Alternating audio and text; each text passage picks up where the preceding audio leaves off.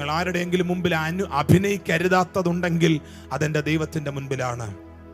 ഇന്ന് ഞങ്ങളുടെ ഭാരങ്ങളെ വ്യക്തമായ അപേക്ഷകളോടുകൂടെ സ്തോത്രത്തോടെ ദൈവസന്നിധിയിൽ അറിയിക്കുമ്പോൾ ഞങ്ങളുടെ ഉള്ളങ്ങളിൽ സകല ബുദ്ധിയെയും കവിയുന്ന അങ്ങയുടെ സമാധാനം വന്ന് നിറയണമേ എന്ന് പ്രാർത്ഥിക്കുന്നു. ശിരച്ഛേദം നാളെ പകലുണ്ടാകുമെന്ന് പറയുന്ന ഒരുവൻ തലേ രാത്രി കിടന്നുറങ്ങിയെന്ന് പറഞ്ഞാൽ അത് ബുദ്ധിയെ കവിയുന്ന സമാധാനമാണ്.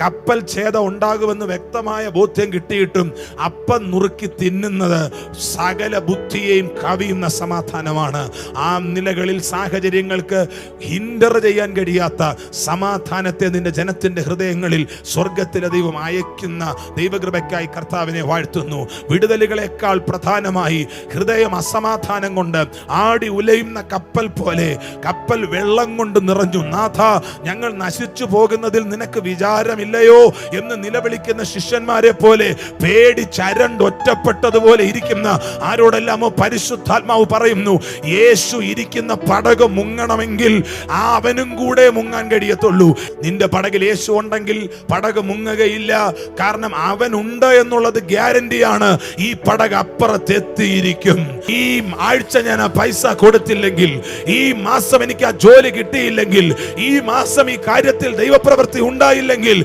പിന്നെ ഞങ്ങൾ എന്ത് ചെയ്യണമെന്ന് ഞങ്ങൾക്ക് അറിയത്തില്ല. നിങ്ങളോട് ഞാനൊരു ദൂത് പറയാം, നിന്റെ പടകിൽ യേശു ഉണ്ട്.